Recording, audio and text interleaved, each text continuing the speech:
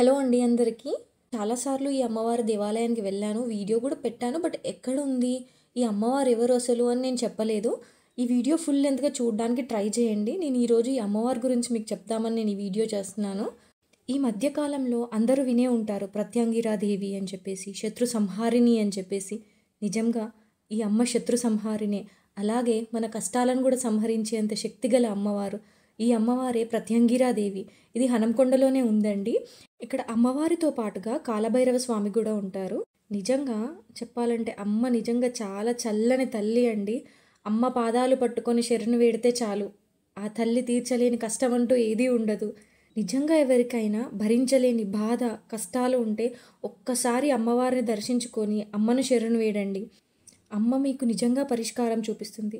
అలాగే కాకుండా ప్రతి మంగళవారం, శుక్రవారం రాహుకాల దీపారాధన కూడా ఇక్కడ చాలా విశేషం అండి. రాహుకాల దీపారాధన అందరికీ తెలిసే ఉంటుంది, నిమ్మకాయలతో దీపం పెట్టడం.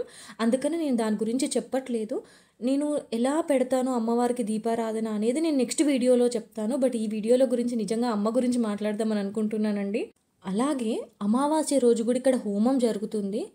అమావాస్య రోజు, పౌర్ణమి రోజు చాలా విశేషంగా పూజిస్తారు ఇక్కడ అమ్మవారిని. అలాగే కూష్మాండ దీపం కూడా ఇక్కడ ప్రత్యేకత అండి. కూష్మాండ దీపం చాలా మంచిది మనకి. మనకున్న బ్యాడ్ నెగిటివ్ ఎనర్జీని అవన్నీ తీసేస్తుంది మనకి. నేను నెక్స్ట్ వీడియోలో డెఫినెట్గా కూష్మాండ దీపం గురించి పెడతాను. ఎందుకనంటే నెక్స్ట్ మంత్ మన కాలభైరవాష్టమి అట్లా వస్తుంది. నిజంగా మీరు భరించలేని కష్టాల్లో ఉంటే అమ్మను ఒక్కసారి చూడండి, అమ్మ పాదాలను పట్టుకోండి, సరిపోతుంది. అసలు నాకు ఈ అమ్మవారి గుడి తెలీదు. నేను పుట్టి పెరిగిందంతా ఇక్కడే. ఆపన్నివారణ స్తోత్రం నేను ప్రతినిత్యం చదువుతానండి. నేను అనుకునేదాన్ని, అమ్మా నేను రోజు నీకు దండం పెట్టుకుంటున్నాను, ఎక్కడైనా నువ్వు కనిపిస్తే బాగుండు అని అనుకున్నాను. హైదరాబాద్లో ఉందని తెలుసు, బట్ అంత దూరం వెళ్ళలేం కదా అని అనుకున్నాను. సడన్గా ఏం జరిగిందంటే, ఒకరోజు లాస్ట్ ఇయర్ నవంబర్లో, లాస్ట్ ఇయర్ కార్తీక మాసంలో నేను జస్ట్ టెంపుల్ ముందు నుండి వస్తూ ఉంటే అక్కడ బ్యానర్ కనిపించింది, ప్రత్యంగిరాదేవి అని చెప్పేసి. నేను నిజంగా షాక్ అండి.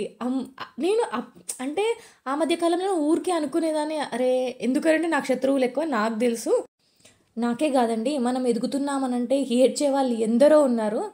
అసలు ఇక్కడే ఉన్నావా తల్లి, నువ్వు ఇక్కడే ఉన్నావా, నేనే చూసుకోలేదా నిన్ను అని అనుకొని ఇంకా అప్పటి నుండి మొదలండి అమ్మవారికి నేను దీపారాధన స్టార్ట్ చేయడము.